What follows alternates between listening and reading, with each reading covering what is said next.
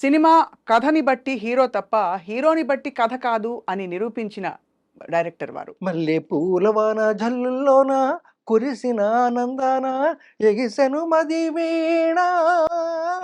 ఒక్కసారి వద్దకొచ్చి ముద్దులిచ్చి ఉద్ధరిస్తా. అరే తక ఝిమ్ ధిమిన్న డక్కల నడుములో ఆ! ఆ మజవర గమన హోయ్ హోయ్ సామజవర గమన ఎన్ని ఎల్లో హోయ్ హోయ్ ఎన్ని ఎల్లో. అసలు మీకు సంగీత పరిజ్ఞానం ఎలా వచ్చింది సార్ ఇంత? ఇన్ని అప్స్ అండ్ డౌన్స్, కొన్ని షాకులు, విజయాలు, గ్రేట్ సక్సెస్లు, అవార్డులు, అన్ని ఎత్తుపల్లాలు అన్నీ చూసిన కృష్ణారెడ్డి గారికి జీవితం గురించి ఏమర్థమైంది సార్ మీకు? ఏమిటో ఏమిటో ఈ మధ్య సినిమాలు చూస్తే ఏమనిపించింది సార్? ఈ ఈ- ఈ గత 10 ఏళ్లలో ఏదో ఒక సినిమా చాలా గొప్పగా ఉంది అని చెప్పేసి చెప్పారండి. ఇంటర్వెల్ వరకు చూసేటప్పటికి నాకు నమస్కారం పెట్టేసి వచ్చేసానండి. సినిమా పేరు వద్దు. బట్ టు బి ఫ్రాంక్, ఈ మధ్య మీరు ఏమన్నా ఫ్యామిలీ మూవీ చూసారా సార్? ఉందా, వచ్చిందా అసలు? ఒక మలయాళీ హీరోని సెలెక్ట్ చేస్తున్నానండి నేను. ఇంత పెద్ద తెలుగులో మీకు దొరకలేదా సార్ మనకి హీరో? పెద్ద హీరోలు ఇంకా కృష్ణారెడ్డి ఇంకా బాగా కనపడతాడు అనుకో.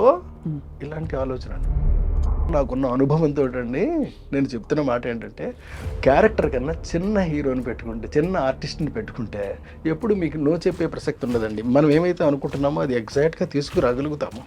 లేకపోతే చెప్పిందల్లా విని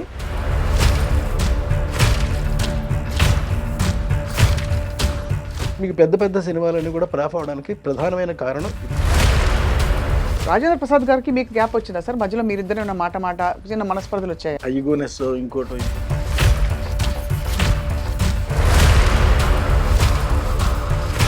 అంత ఒక వెలుగు వెలిగిన మీరు మధ్యలో ఇంత గ్యాప్ వచ్చేసినప్పుడు ఎక్కడైనా మీరు డిస్టర్బ్ అయ్యారా? నేను డిస్టర్బ్ అవ్వలేదు. అవునా? వీళ్ళందరూ డిస్టర్బెన్స్ నేను హ్యాపీగా చూస్తూ ఈరోజు ఉన్నానండి. ఆడియన్స్ అత్యంత వివాదాస్పదంగా తయారైంది వాడి చిత్ర పరిశ్రమ. మలయాళంలో మీటూ క్యాంపెయిన్, లైంగిక వేధింపులు అనే అలిగేషన్స్ రావడంతో పెద్ద పెద్ద స్టార్ల పేర్లు కూడా వచ్చి రానట్టు వచ్చి వెళ్ళిపోతున్నాయి. మీ కామెంట్ ఏంటి సార్ కృష్ణారెడ్డి గారు? మీకు ఏమనిపిస్తుంది ఈ పరిశ్రమలో ఇక్కడ ఉన్నా నేను? క్వాలిఫికేషన్ వేరు, ఇందులోకి వచ్చారు ఈ పరిశ్రమలోకి. ఏమనిపిస్తుంది సార్ ఓవరాల్గా మీ life if you look back and see? నాకు చిన్నప్పటి నుంచి నాకు తెలుసో తెలియకో మొత్తం మీద నాకు సినిమా అంటే ఒక ఇష్టం కన్నా పై పదం అండి పిచ్చి. తర్వాత దెబ్బలు కూడా తిన్నానండి. చాలా దెబ్బలు తిన్నాను. దెబ్బలు తిన్నాను. ఎలా సార్? ఆఖరికి పప్పలు వండుకునే స్థితికి కూడా వెళ్ళిపోయానండి. అయ్యో, కథలు చేస్తున్నాను సీరియస్గా. అప్పుడు ఎవరో వచ్చి చెప్పారు, నీ కోసం ఎవరో వచ్చారు ఇలాగని. చూస్తే వీడు రే కాజా ఒకటి మంచి వేడిగా ఉండి తీసుకొచ్చి ఒక ఆకులో పెట్టి వాడికి ఇచ్చా. వాడు అది తింటూ ఏడ్చేసాడండి. అయ్యా, లిటరల్గా ఏంట్రా ఇది, నువ్వు ఈ పరిస్థితి నీకు అలాగని. మనకి జీవితంలో ఎదురవుతా ఉంటాయి కదా.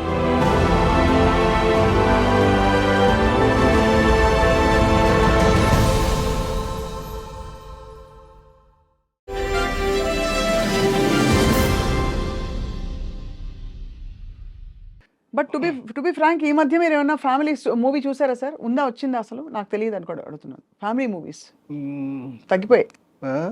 తగ్గిపోయాయండి, బాగా తగ్గిపోయాయి. కాకపోతే ఇప్పుడు నేను చేయబోయేటటువంటి సినిమాలో మాత్రం అండి బాగా డిఫరెంట్ కైండ్ ఆఫ్ ఆర్టిస్ట్ని సెలెక్ట్ చేసుకుంటున్నానండి. కొత్త వాళ్ళ సార్? కొత్త కాదండి, అసలు కొత్త వాడనండి నేను. కొత్తతోటి నేను బాగా కొత్త మీద నేను డిసైడ్ చేయడం కొంచెం కష్టం కావచ్చేమో అని నాకు. అంటే కొందరికైతే చేస్తాను, కాకపోతే కొందరికి చేయలేనండి నేను. కాకపోతే ఉన్న వాళ్ళలోనే బెటర్ క్వాలిటీ ఉన్నటువంటి ఆర్టిస్టులు, అప్కమింగ్ ఆర్టిస్ట్ని సెలెక్ట్ చేసుకుంటా. అంటే వాళ్ళు ఇంకా పైకి రాలేదు, వీళ్ళకి మనం కనుక చిన్న క్యారెక్టర్ అలాంటిది కనుక దొరికితే డెఫినెట్గా నిలబడిపోతారు అనుకునే టైప్ ఆఫ్ క్యారెక్టర్స్ అండి. అంటే ఒక మలయాళీ హీరోని సెలెక్ట్ చేస్తున్నానండి నేను. మలయాళీ హీరో ఇప్పుడు అవసరమా సార్ ఇంత ఇంత వివాదాల్లో ఉంది మలయాళ చిత్ర పరిశ్రమ? ఎక్కడ ఉన్నాడు నాకు అనవసరం. నాకు నాకు ఈ ఈ పరిశ్రమలు ఎలా ఉన్నాయి, ఈ రాజకీయాలు నాకెందుకండి? అంతేనా? నాకు కావాల్సింది నా కథకు అనువైనటువంటి వ్యక్తి. That's it. అయిపోయింది అక్కడతోటి. బట్ ఇంత పెద్ద తెలుగులో మీకు దొరకలేదా సార్ మనకి హీరో? ఏది మలయాళం హీరోని ఎంచుకోవడానికి కారణం అడుగుతున్నా సార్. అంటే కారణం ఏంటది? ఏమీ అనుకోకండి సార్.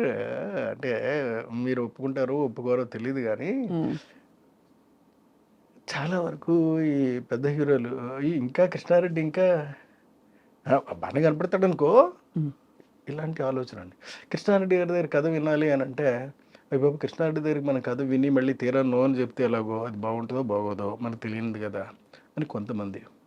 ఇట్లాగా మొత్తం 99% ఆగిపోయారండి.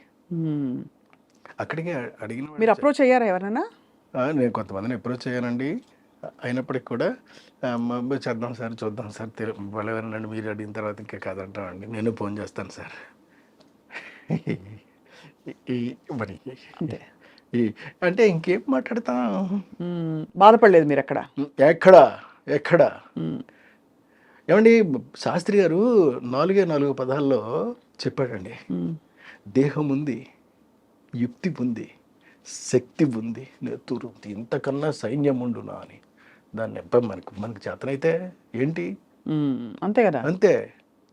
మనకి చేత కాకపోతేనండి, చేతకాని పని మనం వెళ్ళి చెయ్యమండి, చెయ్యం.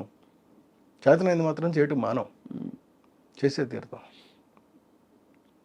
సో అందువల్ల మనకి యాక్టింగ్ పొటెన్షియల్ అంటే కథల్ని బాగా నమ్మే పరిశ్రమ ఎవరంటే మలయాళం వాళ్ళు నమ్ముతారు.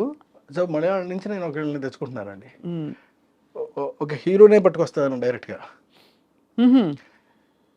ఒక హీరోయిన్ని RRRలో చేసినటువంటి ఇంగ్లీష్ హీరోయిన్ పట్టుకొస్తున్నానండి.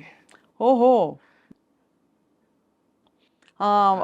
ఆవిడ ఉంటుంది కదా, ఆవిడ క్యారెక్టర్ మారిస్ అండి ఆవిడ పేరు.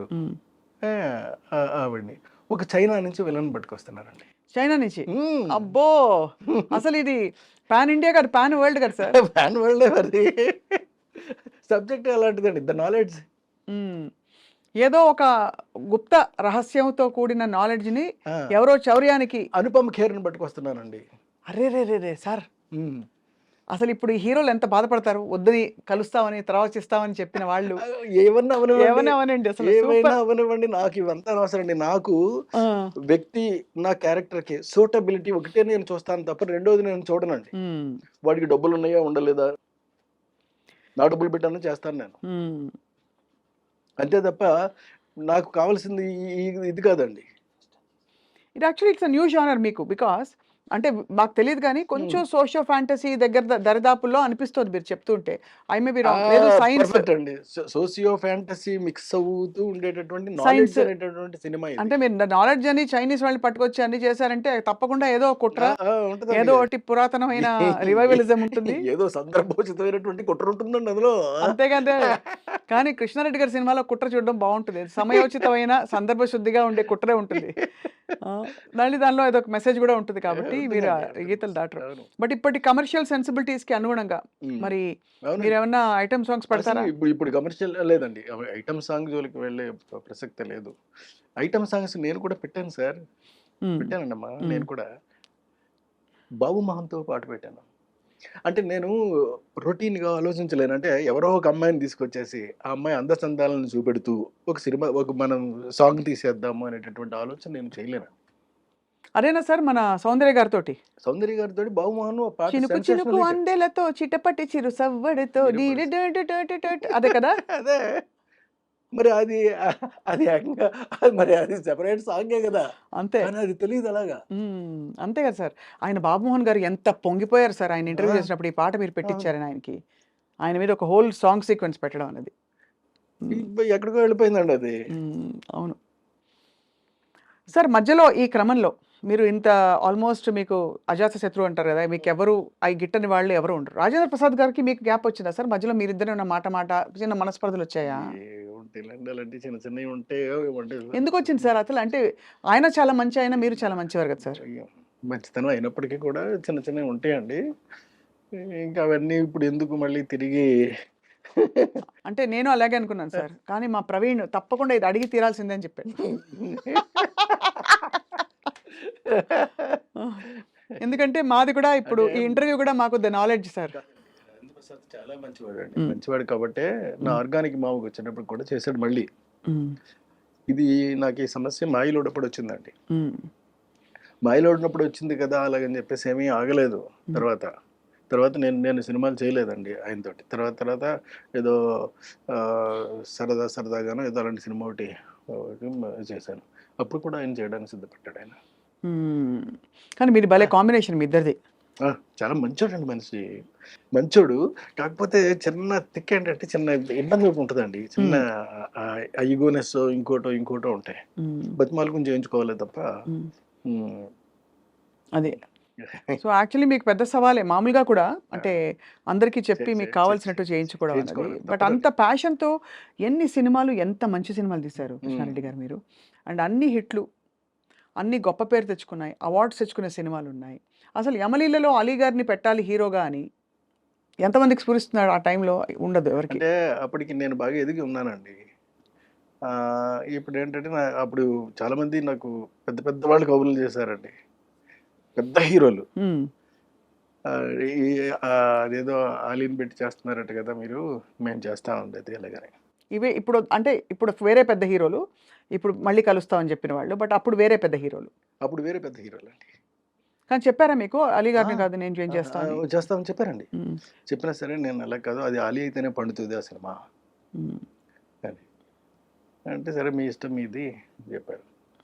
అక్కడికి సౌందర్య కూడా చెయ్యను అని చెప్పిందండి, చేయనని చెప్పిందండి. అలీ అంటే అలీ గారి అడ్వాన్స్ తీసుకున్న తర్వాత చేయనని కూడా చెప్పేసిందండి. సినిమా చేయను, 15 రోజులు టైం ఉందండి, నేను చేయను. అలాగే చేయకపోతే మానేయమ్మా, ఎందుకు చేయవు నేను తెలుసుకోవాలి మరి, ఎందుకంటే 15 రోజుల్లో ఉంది కదా మరి. అయితే లేదండి, పెద్ద హీరోలు అందరూ కూడా ఇలాగా ఆలీ పక్కన చేస్తున్నాం ఏమిటి అని చెప్పి కొంచెం హెసిటేట్ చేస్తున్నారండి అని చెప్పింది. సరే పాపం, సరే తప్పే ఉందమ్మా, నీ భవిష్యత్తు నువ్వు ఆలోచించుకోవాల్సిన అవసరం మాత్రం డెఫినెట్గా ఉంది, నువ్వు ఆలోచించుకో, ఏం ఇబ్బంది లేదు, నేను వేరే హీరోయిన్ పెట్టేసుకుంటానులే అని చెప్పి వెళ్ళి ఇంద్రజని ఫైనలైజ్ చేశానండి. ఏంటి సార్? ఇంద్రజ గారు ఇంద్రజని ఫైనలైజ్ చేసి, అప్పుడు ఏదో చిన్న బేబీలా ఇట్లా ఉంటే ఆ లైట్ వేయండి అని చెప్పాను. ఏదో షూటింగ్లో ఉందండి ఇంద్రజ, లైట్ వేస్తే చూసి అమ్మాయి బాగుంది ఓకే అని చెప్పాను. అంటే నేను ఆలోచించాలి ఫేస్ వరకే కదా, నేనేమి చూసి ఇవన్నీ చూడవలసిన అవసరం నాకు లేదు.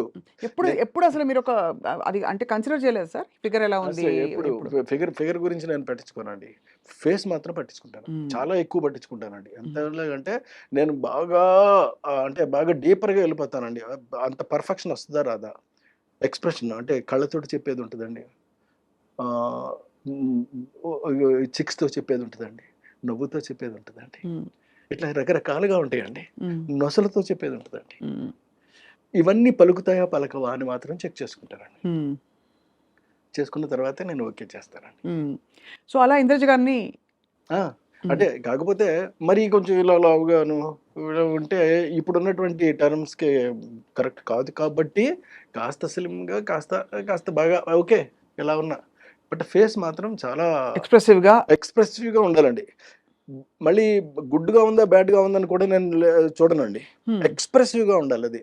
అంటే చెప్తా ఉంటే చాలండి, చిన్న అంటే ఇప్పుడు చూడండి, ఇప్పుడు నేను మీతో మాట్లాడుతున్నాను, నేను మాట్లాడుతూనే చిన్న ఎక్స్ప్రెషన్స్ మీకు పలుకుతూ ఉంటాయి. అవును, అలా పలకాలండి.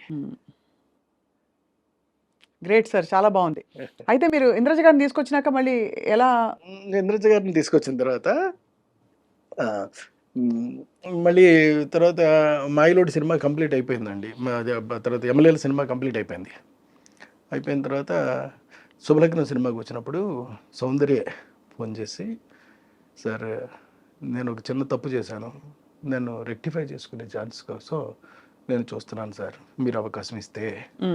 అదేంటమ్మా అంత మాట అన్నావు నువ్వు, అదేంటి నీ సొంత అన్నయ్య లాంటి వాడు నేను, చెప్పమ్మా నీకు ఏం కావాలో చెప్పు అంటే, లేదండి మీ సినిమాలో నేను కనీసం నిలబడినా సరే సరిపోద్ది, సౌందర్యం ఉంది అనేటటువంటి చిన్న పదం వినిపిస్తే చాలు నాకు అలా. సరేనమ్మా నేను ఏదో ఒకటి చేస్తానులే అని చెప్పి అప్పుడు ఈ సాంగ్ చేశానండి బాబు మోహన్ పక్కనే. మరి బాబు మోహన్ పక్కన చేస్తావా అని కూడా అడిగానండి. 100% చేస్తాను, ఎవరైనా నాకు అనవసరం అండి, మీ సినిమా అయితే చాలు నేను చేస్తాను అంతే అందంతే చేస్తుంది. ఎలా వచ్చి ఉంటుంది ఆవిడకి ఆ రియలైజేషన్? అంటే ముందు వద్దనుకుని ముందు వద్దనుకున్నప్పుడు అప్పుడు ఏంటంటే అప్పుడు తన మెదడులోనో మనసులోనో మొత్తం మీద ఈ బయట నుంచినటువంటి చెప్పిన మాటలన్నీ కూడా బాగా ఎక్కాయి. అంటే పెద్ద పెద్ద పెద్ద పెద్ద హీరోలు ఉంటేనే కానీ అవును. చేస్తే అప్పుడు ఎలాగా? అందులో she was చిన్న top. హీరో మరీ మరీ ఆలీ లాంటి చిన్న హీరో మీద చేయటం ఏంటి అలాగని కోట కూడా మానేశాడండి. అయ్యో. మానేస్తే చేయలేనంటే అప్పుడు కోట బదులు భరణిని పెట్టాను నేను.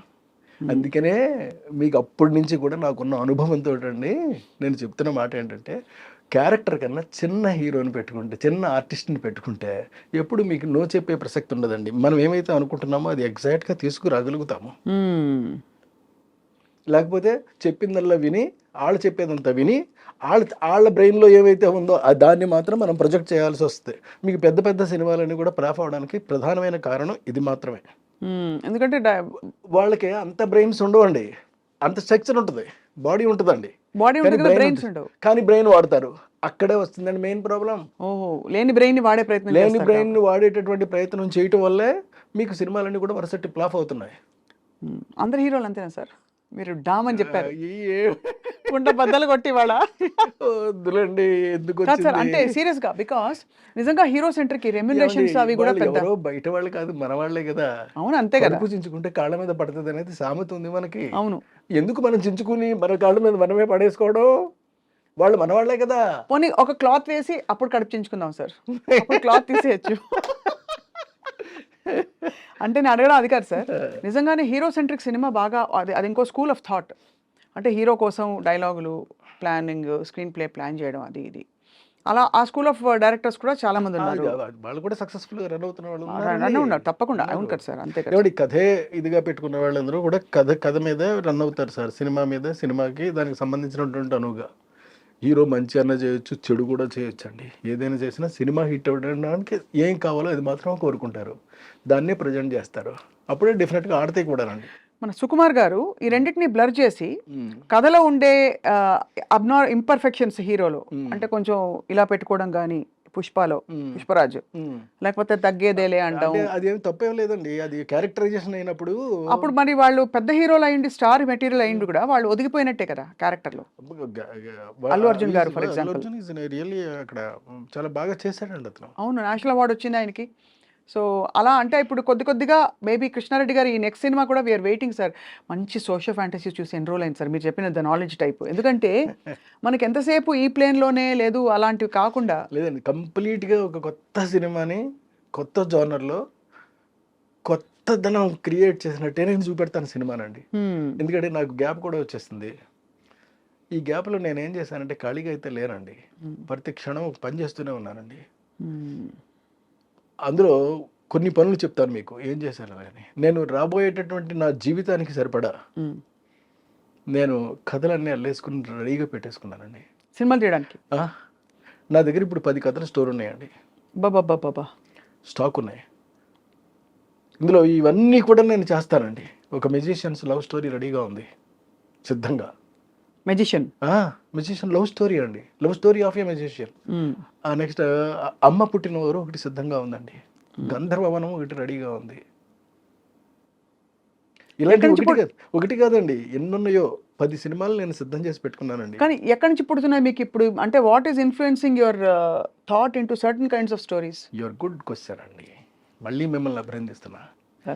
నాకు అంటే ఒక మనిషికి ఒక జెల్ ఉంటుందండి, అది బ్రెయిన్లో అన్నా ఉండొచ్చు, బాడీలో అన్నా ఉండొచ్చు, ఏదన్నా ఉండొచ్చు అండి. అది బ్రెయిన్లో ఉంటే ఒకలా ఉంటుందండి. అది బ్రెయిన్లో ఉన్న వాళ్ళు ఏం చేస్తారంటే నా దగ్గర ఈ కథల యొక్క సంఖ్య పెరిగిపోతూ ఉన్నప్పుడు ఇప్పుడు నేను ఏం చేశానంటే చెప్తాను మళ్ళీ మీకు. నేను అందమైనటువంటి కథలు 1 పేజీలో కొన్ని రాసేసుకున్నానండి. దరిదాపుగా ఒక 20 కథల దాకా రాసేసానండి. ఈ 20 కథల్ని వారానికి ఒకటి చొప్పున యూట్యూబ్లో రిలీజ్ చేస్తానండి. ఈ 20 కదండి, దరిదాపుగా నాకు 6 ఏళ్ళకి సరిపడే కథలు ఉంటాయండి వారానికి ఒకటి చొప్పున రిలీజ్ చేయడానికి యూట్యూబ్లో చేస్తానండి. ఇది కాకుండా అంటే యూట్యూబ్లో సినిమాలు తీస్తారు, బుజ్జి సినిమాలా, చిన్నవే ఓన్లీ 5 నిమిషాల పాటు నేను అందంగా చేస్తానండి. నా డిక్షన్లోనే ఉంటుందండి. ఎవరి కోసం ఆడియన్స్ కోసమా సార్? అంటే ఎందుకు అడిగానంటే audience are crazy to see such kind of things, new things. Something new you want to tell without Yeah. Putting in the effort of a full film. 5 నిమిషాలు చేస్తారు. 5 నిమిషాల్లో ఒక కథ చెప్పేస్తారండి. ఇలాంటి కథలు నా దగ్గర చాలా ఉండిపోయినాయి. అవన్నీ కూడా చేసుకుంటూ వెళ్ళిపోతారండి. అవి చేస్తే నాకు వారానికి ఒకటి చొప్పున రిలీజ్ చేస్తే 6 ఏళ్ళు సమయం పడుతుందండి నాకు. బాబోయ్, అన్ని కథలా సార్? అంటే ఇది 52 into కాకుండా 6 52 వారాలు ఇంటూ 6. 52 వారాలు ఇంటూ 6 300 కథల పైన నా దగ్గర సిద్ధంగా ఉన్నాయి. నేను ఇప్పుడు 20 రాశానండి. రాయడమే ఇంకా రాసుకుంటూ పోతానండి ఇక్కడ నుంచి. ఇది కాకుండా మళ్ళీ ఇంకొక పని చేస్తానండి. అదేమిటి అని అంటే ఇప్పుడు ఆడియన్స్కి చాలా మందికి మ్యూజిక్ అంటే చాలా ఇష్టం నాది. సో నేను మ్యూజిక్ చేయకుండా ఉండడం అనేటటువంటిది నేను నేరంగా ఫీల్ అయ్యానండి. తప్పు చేస్తున్నానేమో అని నాకు ఫీలింగ్ వచ్చింది. సరే, అందుకని మరి ఆడియన్స్ ముందుకి ఎలా తీసుకెళ్ళాం? Private album no, don't do a somebody who did already something new. అంటే సంథింగ్ న్యూ అంటే మళ్ళీ ఇది న్యూ అని మీరు అడగొచ్చండి. కాకపోయినా ఉన్నట్లు ది బెస్ట్ సెలెక్ట్ చేసుకోవాలి మనం. అలా నేను సెలెక్ట్ చేసుకున్నా. అదేమిటి అని అంటే ఇప్పుడు యూట్యూబ్లోను ఈ మధ్య ఒక పాట ఒకటి వచ్చిందండి, రాధమ్మ అలాగే ఒక పాట. మీరు చూసారో లేదో? రాధమ్మ అది బాగుందండి, చాలా బాగుంది, మంచి పాట. అలాగే బుల్లెట్ బండి ఎక్కి వస్తానప్ప, నీ బుల్లెట్ బండి వచ్చేస్తావా డుగ్గు డుగ్గు డుగ్గు డుగ్గు సో చూసారా? అంటే ఇవన్నీ ఇప్పుడు అది తానే పాడింది, ఇక్కడ తాను పాడలేదండి. అంటే తాను పాడినా తాను పాడకపోయినప్పటికీ కూడా అవి ప్రజెంట్ చేస్తున్నారు. అవును. సో ఇలా నేను ఎందుకు చేయకూడదు అని నాకు ఒక పెద్ద ప్రశ్న వచ్చింది. అప్పుడు నేను నెలకు ఒక పాట ఒకటి చొప్పుని రిలీజ్ చేసుకుంటూ పోతానండి. Lyric already ready? ఏది రెడీ లేదు, ట్యూన్స్ మాత్రం రెడీ అండి. మీకు ట్యూన్స్ మాత్రం రెడీగా ఉన్నాయి, వాటిని రాయించడం ఎంతసేపు రాయిస్తానండి? రాయించుకోవడం, శుభ్రంగా పాడించుకోవడం, మార్కెట్లోకి నేనే యాక్ట్ చేస్తానండి. అది నేనే చేస్తాను. ఎవరో కహమ్మాయినో ఇంకోటి వేసుకుంటానండి. వేసుకుని చాలా జాగ్రత్తగా సింపుల్గా కొత్త కల్ట్ ఆఫ్ కంటెంట్ ని మనం క్రియేట్ చేసి ఇస్తాను. ఇది ఒకటోది. ఇంకోటి మీకు యూట్యూబ్లో చెప్పానండి. మూడవది ఉందండి. మూడోది ఏంటంటే ఎస్పి బాలు గారు, చిత్ర గారు ఎన్నో పాటలు నాకు సూపర్ డూపర్ హిట్లు పాడారు. అవును. అందుకని నేను నేను పాడుతున్నట్టుగా, యాక్చువల్గా నేను పాడడం కాదండి, అది బాలు గారే పాడడం, కానీ నేను నటిస్తాను అంతే. బాలు గారి పాటకి, చిత్ర గారి పాటకి ఎవరినైనా ఇంకో లేడీ ఆర్టిస్ట్ని వేసుకుంటానండి. వేసుకుని మిగతా ఆర్కెస్ట్రా అంతా పాట అలాగే వస్తుందండి. అదెందుకు సార్? ట్రిబ్యూట్ లాగా? ఏది? మీ ఊరికి ఒక బ్యూటిఫుల్ మెమరీ లాగా? కాదండి, వాళ్ళందరికీ కూడా ఒక మెమరీని మళ్ళీ తిరిగి ఇవ్వడం కోసం నేనే పాడుతూ నేనే యాక్ట్ చేస్తూ సూపర్ చేస్తానండి. చేస్తే అది నెలకు ఒకటి రిలీజ్ అవుతూ ఉంటుందండి. ఎవ్రీ అంటే ఒక 15 డేస్కి ఇది రిలీజ్ అయితే 1వ తారీఖు నాడు అది రిలీజ్ అవుతుంది, 15వ తారీఖు నాడు ఇది రిలీజ్ అవుతుంది, 1వ తారీఖు నాడు అది రిలీజ్ అవుతుంది, 15వ తారీఖు నాడు ఇది రిలీజ్ అవుతుంది, వారం ఆదివారం రిలీజ్ అవుతాయి. ఇందులో కూడా నాకు స్వార్థం ఉందండి. నేను చేయబోతున్న సినిమాల్లో రేపు పొద్దున్న వరుసగా నాకు సినిమాలు వస్తాయండి. అంటే బయట వస్తాయని కాదు, నేను సొంతంగా చేసుకుంటానండి. సినిమాలు నేను రేపు ప్రిపేర్ చేసి, ఎందుకంటే అలా సినిమాలు చేయడంలో కూడా ఒక స్వార్థం ఉంది. అందులో మళ్ళీ ఉందండి, తక్కువ బడ్జెట్ తోటి. నాకు తెలుసు అండి అది ఎలా సినిమాలు చేయాలో తెలుసు. ఎక్కువ ప్రాఫిట్ వచ్చేలాగా, అంటే ఊహించనంత ప్రాఫిట్ వచ్చేలాగా మాత్రం చేస్తానండి. ఇదేంట్రా ఈ సినిమా ఇది ఇంత తక్కువ అవ్వదే, కానీ అందులో 400 అవుతుంది అంతే. అంతేనా? అంతే. అంటే తక్కువ అంటే ఎంత సార్ మీ దృష్టిలో? ఇప్పుడు ఎందుకంటే అన్ని కోట్లలో ఉంది లెక్క. ఎక్కడ అంటే ఇప్పుడు అంకి చెవి ఇప్పుడు నేను వదిలేను అనుకోండి, ఇంతేనా అంటారు కాబట్టి అలా అనకుండా మీరు తీసేసి ఈ ప్రోడక్ట్ వాల్యూ ఇంత అని చెప్తారు అంతే. అంటే it's idea more than anything. అంటే ఈ ప్రోడక్ట్ వాల్యూ ఏమో వేరండి, పబ్లిక్ చెప్తారు వాల్యూ నేను ఎవరిని చెప్పడానికి అంతే. కానీ దాని వాల్యుయేషన్ మాత్రం నేను వేస్తానండి. ఇది ఇంత కాస్ట్ అయింది అని మాత్రం నేను వేస్తాను అంతే. ఆ కాస్ట్ నేను తెలియజేస్తానండి, మధ్యలో ట్యాక్స్ కట్టేస్తా. సో మీరు జీవిత కాలానికి సరిపడా క్రియేటివ్ ప్రాజెక్ట్స్ అన్ని అలా కుమ్మేసేలా పెట్టేసుకున్నా. ఎంత గ్రేట్ సార్. అంటే బట్ మీరు మీ గ్యాప్లో మీరు జస్టిఫై చేశారు కదా, ఎంత గ్యాప్ వచ్చింది సార్ ఇప్పుడు లాస్ట్ ఫిల్మ్కి ఇప్పటికీ? ఆల్మోస్ట్ మినిమమ్ ఒక 20 ఇయర్స్ గ్యాప్ ఉంటుందండి. 15 ఇయర్స్ 20 ఇయర్స్ గ్యాప్. పెళ్ళం ఊరు వెళ్తే తర్వాత నాకు పెద్దగా హిట్స్ ఏమి కానీ లేవు. అంత కాదు సార్, అంత ఒక వెలుగు వెలిగిన మీరు ఉమ్. మధ్యలో ఇంత గ్యాప్ వచ్చేసినప్పుడు ఎక్కడైనా మీరు డిస్టర్బ్ అయ్యారా? అసలు అవ్వలేదండి. అంటే ఇంత అందరు నేను తీసేస్తున్నారు. డిస్టర్బ్ అవ్వలేదు, కానీ మిగతా వాళ్ళు డిస్టర్బ్ అయ్యారు. అవునా? అంటే బికాస్ ఆఫ్ అంటే ఎందుకనంటే ఈడికండి ఇట్లా చాలొద్దు అనుకున్న వాళ్ళు డిస్టర్బ్ అయ్యారు. వీడితో వెళ్ళి మన సినిమా చేయాలి ఇప్పుడు వీటితోటి డిస్టర్బ్ అయ్యారు. వీళ్ళందరూ డిస్టర్బెన్స్ నేను హ్యాపీగా చూస్తూ ఈరోజు ఉన్నానండి ఆడియన్స్ దయ వల్ల. How do you feel sir ఓవరాల్గా సినిమా పరిశ్రమకి? మీరు ఎక్కడ భీమవరంలో కదా సార్ మీరు చదువుకున్నది? భీమవరంలో చదువుకున్నారు? ఫీవర్లో చదివానండి. మాస్టర్ ఆఫ్ కామర్స్ చదివాను, తర్వాత diploma in business management in మెడ్రాస్లో చేశానండి. అంటే క్వాలిఫికేషన్ వేరు, ఇందులోకి వచ్చారు ఈ పరిశ్రమలోకి. ఏమనిపిస్తుంది సార్ ఓవరాల్గా మీ life if you look back and see? నాకు చిన్నప్పటి నుంచి నాకు తెలుసో తెలియకో మొత్తం మీద నాకు సినిమా అంటే ఒక ఇష్టం కన్నా పై పదం అండి పిచ్చి. ఆ పిచ్చితోటి ఇక్కడికి వచ్చానండి. ఆ పిచ్చి కోసమే ప్రతి క్షణం ప్రయత్నం చేశాను. తర్వాత దెబ్బలు కూడా తిన్నానండి, చాలా దెబ్బలు తిన్నాను. ఎలా సార్? ఆఖరికి పప్పలు వండుకునే స్థితికి కూడా వెళ్ళిపోయానండి. అంటే పప్పలు వండుకునే స్థితికి, అంటే కాజాలు ఇవన్నీ చేసుకుని గడిపితేనే తప్ప జరిగిన ఎంకామ్ చదువుకున్న తర్వాత అయ్యో అది కూడా చేశానండి. కానీ ఆ రోజున కూడా నేనేమి ఎదగబోయేటటువంటి నన్ను నేనే చూసుకున్నాను తప్ప అయ్యో జరుగుతున్నది మాత్రం నేను చూసుకోలేదు. ఆ సిచ్యువేషన్ అసలు ఎలా వచ్చింది, ఎందుకు వచ్చింది సార్? మీరు కాజాలు ఉత్తుకోవాల్సిన కాజాలు చేయాల్సినటువంటి పరిస్థితి అంటే మాకు సొంతంగా ఒక కంపెనీ ఉంటుందండి, స్వీట్ కంపెనీ ఉంటే అప్పుడు అందులో మొత్తం 20 మంది 30 మందిని పనులు పెట్టారనుకోండి, కాస్ట్ ఎక్కువ అయిపోతుంది కదా, అంచేత తక్కువ మన ధరకి సప్లై చేయొచ్చు కదా అలాగని చెప్పేసి నువ్వు కూడా పని చేయొచ్చు కదా అంటే నేను కూడా నేర్చేసుకుని నేను పని చేస్తాను. ఆఫ్టర్ కంప్లీషన్ ఆఫ్ ఎంకామ్ చేసేసాను అంతే. చేసేసి ఒక మంచి విషయం చెప్తానండి ఇప్పుడు. చెప్పండి. ఒక రోజున నా కోసం నాకు బాగా ఫ్రెండ్ ఒక అతని పేరు విష్ణు. అతను నా కోసం వచ్చాడండి, ఒక రాజదూత బండి వేసుకుని, బాగా ఫ్రెండ్. మేము పార్వతీ భవన్లో చదువుకునేవాళ్ళం అండి. అక్కడ కాలేజీలో డిఎన్ఆర్ కాలేజీలో చదువుకుంటూ పార్వతీ భవన్లో ఉన్నప్పుడు అతను బాగా close friend, almost like roommate అనుకోండి. అతను నా దగ్గరికి వచ్చాడండి. వస్తే నేను అప్పుడు ఒక చిన్న టవల్ కట్టుకునండి కచ్చలు చేస్తున్నాను సీరియస్గా. అప్పుడు ఎవరో వచ్చి చెప్పారు నీ కోసం ఎవరో వచ్చారు ఇలాగని. చూస్తే వీడు టవల్తోనే ఉన్నారండి. మరి పని చేసుకుంటే టవల్తో ఉండకపోతే ఎలా ఉంటాం? అవును అంతే కదా. పెద్ద చొక్కాలు వేసుకుని ప్యాంట్లు వేసుకుని జీన్స్ వేసుకుని ఉండమండి మనం, అలాగే ఉంటాం. అలాగే ఉన్నాను. అంటే వాడు వచ్చాడు. వాడు వస్తే కూర్చోబెట్టవాడిని, రే ఈ కుర్చీలో కూర్చోనుకో అంటే, పర్లేదు కింద కూర్చుంటాను అన్నాడు. నువ్వు కుర్చీలో కూర్చో, ఎందుకు నేను చెప్తున్నాను కదా కూర్చో అని చెప్పి నేను చేసి రే కాజా ఒకటి మంచి వేడిగా ఉండి తీసుకొచ్చి ఒక ఆకులో పెట్టి వాడికి ఇచ్చా. వాడు అది తింటూ ఏడ్చేసాడండి.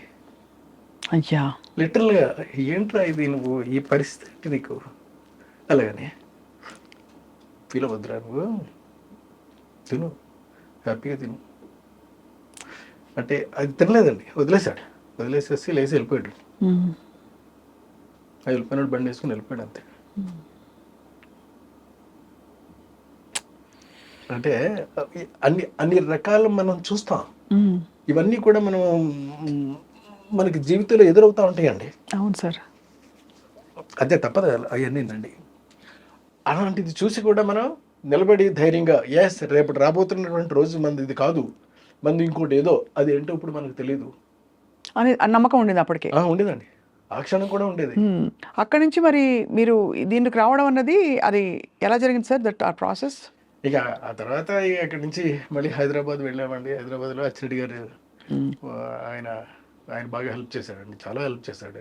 మీకు చాలా అత్యంత ఆత్మీయులు కదా అచ్చిరెడ్డి గారు, బాగా మాటలో చెప్పలేనంత. మీ ఇద్దరు యాక్చువల్లీ ఒక పేరు ఉంటే ఇంకో పేరు లేకుండా ఉండదు. అవునండి, అచ్చిరెడ్డి గారు is a very nice person అండి యాక్చువల్గా చెప్పాలి అని అంటేనే.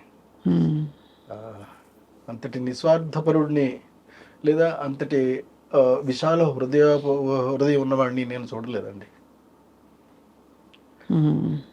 అతను వచ్చి హైదరాబాద్లో ఒక కంపెనీ పెట్టాడండి, స్వీట్స్ కంపెనీ. దానికి మా నాన్నగారు కూడా పనిచేసేవారు. మ్మ్. అప్పుడు చిన్న టీవీఎస్ 50 అలాగని పాత సెకండ్ హ్యాండ్లో కొని నాకు ఇచ్చి నువ్వు వెళ్ళి మెడ్రాస్ వెళ్ళి ట్రై చేయి అంటే నేను ఇక్కడికి వచ్చానండి మెడ్రాస్. నెలకు వచ్చి 3,000 రూపాయలు మొత్తం మీద అటు చేసి ఇటు చేసి పోగేసి మొత్తం మీద తనకు పంపించబడ్డాను. 3,000 రూపాయలా సార్? ఆ 3,000 రూపాయలతోటి నేను తిరుగుతూ ఉండేవాడిని అండి. ఏదో రకంగా మొత్తం మీద మనం వేషాలు సంపాదించాలి అని వేషాల కోసం నానా ట్రైలు చేశానండి. నా వాళ్ళ జంజాల గారిని కలిశాను, దాసరి నారాయణరావు గారిని కలిశాను. అప్పట్లో ఎవరు ఇవ్వలే వేరే ఏదో చిన్న ఆటలలో ఏదో చిన్న వేషాలు ఏవో వేశారండి. బట్ అవి ఏమీ ఉపయోగపడవండి అవి. సో ఇలాగ ఒక జీవితం అయిపోయిందండి. అయిపోయిన తర్వాత ఇలా లాభం లేదురా, మనమే ఏదైనా ఆలోచిద్దాం అలాగని చెప్పేసి అప్పుడు జాగ్రత్తగా మేము ఒక వీడియో బిజినెస్ చేసేవాళ్ళం. చిన్న వీడియో బిజినెస్ అండి. వీడియోలో బాగా డబ్బులు వచ్చేవి. ఎందుకంటే అప్పట్లో ఏముంది, మాయాబజార్ లాంటి సినిమా ఇది కొన్నాం. మరి అది ఇప్పుడు ఇవాళ ఎన్ని లక్షలు ఎన్ని కోట్లు చెప్పలేం. అంటే ఇలాంటివన్నీ కూడా చేసుకుంటూ వెళ్ళిపోయామండి ఎక్కడికక్కడ. మీరు అంటే కాకపోతే అప్పుడు ఒక రకంగా మా అచ్చిరెడ్డి గారు నేర్పిందే మీకు చెప్తానండి. ఎప్పుడైనా సరే ఎక్కడైనా సరే సోమవారం ఇద్దాము అనుకున్నాం అనుకో, వాళ్ళకి బుధవారం అని చెప్పు. ఇది ఒకటి పాటించు నువ్వు. నేనేమో శనివారమే పంపిస్తాను ఇక్కడి నుంచి డబ్బులు నీకు అని చెప్పేవారు ఆయన. నేను అలాగే చేసేవాడిని అండి. సోమవారం శనివారం నాడు వచ్చేసేది నాకు. వచ్చేస్తే వాళ్ళకి ఆదివారం నాడు ఫోన్ చేసి, ఏమంటే మీకు ఇవాళ అంటే సండే అనుకోండి, మీకేమీ అభ్యంతరం లేదు కదా, డబ్బులు యాక్చువల్గా మీకు బుధవారం ఇస్తా అన్నాను, ఇవాళ రెడీ అయిపోయినాయండి. అలాగని చూడండి అది ఎంత అందంగా ఉంటుందో. వాడు షాక్ అయిపోయాడండి. ఏంటగా ఇప్పుడు బుధవారం నాడు ఇస్తా అన్నావు కదా, నువ్వు ముందు ఇచ్చేస్తావేంటి? అలాగని మీరు తీసేసుకోండి సార్. అది నాకు చాలా పెద్ద అడ్వాంటేజ్. అంటే మంచి బంధాలు ఏర్పడతాయి, క్రెడిటబిలిటీ బాగా పెరిగింది. Credibility correct sir. ఈ క్రెడిటబిలిటీ తోటే అప్పుడు సినిమా స్టార్ట్ చేసామండి. కొబ్బరి బండం స్టార్ట్ చేసినప్పుడు ఈ క్రెడిటబిలిటీ హెల్ప్ అయ్యి ఒక 9 పైసా మేమేం పెట్టుకోలేదు. కాకపోతే దాని మీద వచ్చినటువంటి లాభాలు మాత్రం బాగా వచ్చాయండి. వచ్చిన లాభాలు మొత్తం అన్నీ కూడా నా ప్రమోషన్ కోసం ఖర్చు పెట్టేసాను. డైరెక్టర్గా ఎస్వి కృష్ణారెడ్డి అలాగని చెప్పేసండి. ఆ తర్వాత సినిమా మాయలోడు. మాయలోడు అప్పుడు ఇక డైరెక్టర్ అయ్యానండి. సో ఒక పక్క నుంచి మ్యూజిక్ నాకు హెల్ప్ అయింది బాగాను, ఇంకో పక్క నుంచి కథలు, ఇంకో పక్క నుంచి స్క్రీన్ ప్లే, మ్యూజిక్, పైగా ఒక దివాకర్ బాబు గారు అన్ని రకాలుగాను హెల్ప్ అవుతూ నేను మంచి మంచి సినిమాలు చేయగలిగాను. ఇప్పుడు దివాకర్ బాబు గారు మళ్ళీ రాస్తున్నారా సార్ మీకు, లేక ఈసారి మీరే రాసుకుంటున్నారు మాటలు? ఈసారి నేనే రాస్తున్నాను కదా అండి. అదే కారణం ఏంటి సార్? అంటే అఫ్కోర్స్ మీరు రాయకూడదని కాదు, కానీ అంటే దానికి చాలా కారణాలు ఉంటాయండి. డబ్బు అంటే ఇప్పుడు ఆయన కనీసం 1,00,000 2 లక్షలు డబ్బులు అడ్వాన్స్ ఇవ్వాలి కదా. అవును. నా దగ్గర ఏది. మరి ఎలా తీస్తారు సార్ సాహసించి అంత పెద్ద సినిమా? చేస్తాను, ఇప్పుడు చేయగలను, చేస్తా. ఎప్పుడు కూడా క్రెడిటబిలిటీ అనేటటువంటిది పాడు చేసుకోకపోతేనండి మనిషి ఏమైనా సాధించగలుగుతాడు సార్. నాకు తెలుసున్నంత వరకునండి అది మాత్రం పాడు చేసుకోకూడదు. అది ఒక్కటి నిలబెట్టుకుంటే చాలండి, మనిషి ఎప్పుడు హీరోలాగా ఉంటాడు. నేను ఇప్పుడు చేస్తానండి, నేను అది రాసి అప్పుడే 3-4 ఏళ్ళు 5 ఏళ్ళు అయింది. అవతల మా అల్లుడు గారు ఉన్నారండి, నా పెద్దమ్మాయి హస్బెండ్, పేరు రాఘవరెడ్డి. వాళ్ళకి ఒక పెద్ద బిజినెస్ ఉందండి అక్కడ. సో అంటే మొత్తం చుట్టూ మొత్తం అందరూ కూడా నా మంచి కోరుకునే వాళ్ళు ఉన్నారండి. అవును, మీకేమో ఐడియాలు ఉన్నాయి, మేరే పాస్ ఐడియా హే అంతే. అత్యంత చేయటమేనండి సార్. కొన్ని గొప్ప సినిమాలు హిందీలో రీమేక్ అయినప్పుడు ఎందుకు మీరు డైరెక్ట్ చేయలేదు? అంటే శుభలగ్నం కూడా ఒకటి. శుభలగ్నం వచ్చినప్పుడు నేను అంటే నాకు అప్పుడు డేట్లు కొంచెం టఫ్గా అనిపించినాయి అండి. అంత బిజీగా ఉండేవారు అప్పుడు? చాలా బిజీగా ఉండేవాడిని అండి. అప్పుడు అనిల్ కపూర్ గారు అడిగారు నన్ను, శ్రీదేవి హీరోయిన్ అండి. జుదయా సార్? జుదయ్ కోసం ఆయన అడిగారు, అది శుభలగ్నమే చేశారండి వాళ్ళు. అడిగినప్పుడు నేను చేయలేదు. తర్వాత నో ఎంట్రీ వచ్చింది. ఆ తర్వాత మళ్ళీ ఆ, ఆ, ఇంకొక సినిమా ఏదో అజయ్ దేవగన్ చేశాడండి ఇంకోటి, హౌస్ఫుల్ అలాగని. మొత్తం ఈ సినిమాలన్నీ కూడా రీమేక్ అక్కడ కూడా సెన్సేషనల్ హిట్స్ అయినాయి అండి. అన్ని హిట్స్, పెద్ద హిట్స్ అండి. చాలా సార్, అదే కదా. అందుకే అంత ఆత్మ ఉండే కథలు, అంత ఆత్మ ఉండే సినిమాలు ఒక్కసారిగా కృష్ణారెడ్డి గారు అండ్ ఆ జానర్ ఆఫ్ సినిమాలు మాయమైపోయాయి. ఇప్పుడు మళ్ళీ మీరు రావడం చాలా మాది ఆనందం. బికాస్ మంచి కామెడీ ఉంటుంది, టైమింగ్ ఉంటుంది, ఒక ఆత్మ కథ ఉంటుంది అందులో అని వెయిటింగ్ సార్.